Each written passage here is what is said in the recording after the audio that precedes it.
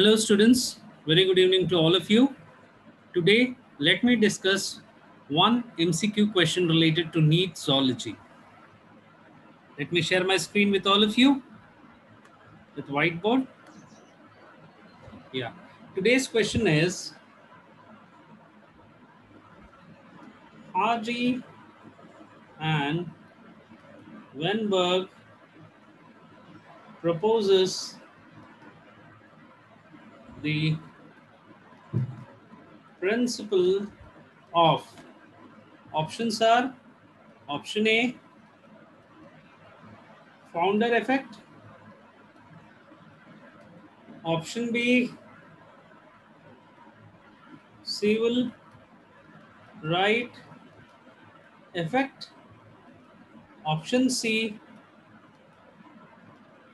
genetic drift, and option D,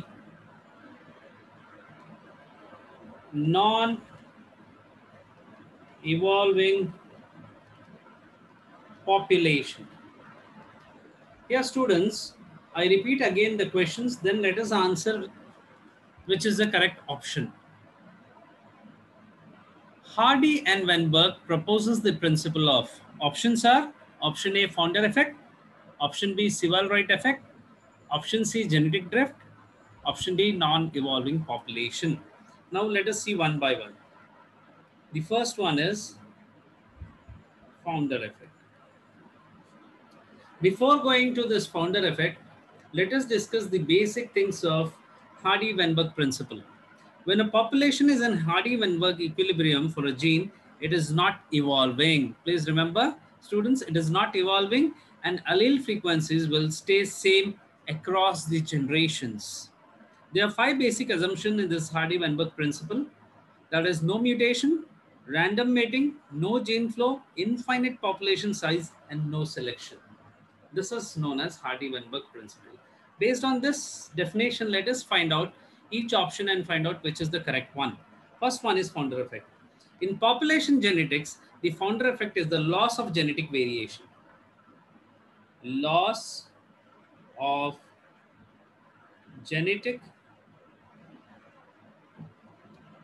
variation that occurs when a new population is established by a very small number of individuals from a big population. It was fully outlined by Ernst Mayr in 1942 using existing theoretical work of Sival and Wright. Hence, the first option A, founder effect, is wrong. Let us discuss the second option. Civil right effect. Civil right effect. Wright is perhaps best known for his concept of genetic drift. Genetic drift, called civil right effect, which says that when small population of species are isolated, out of pure chance, the few individuals who carry certain relatively rare genes, they fail to transmit to the next generation. There is civil right effect.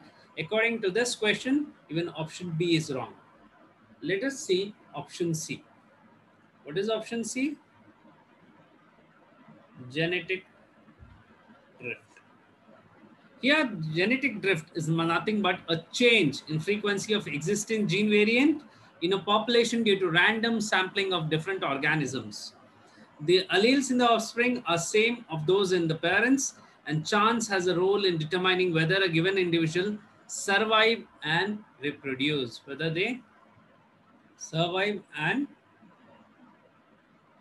reproduces.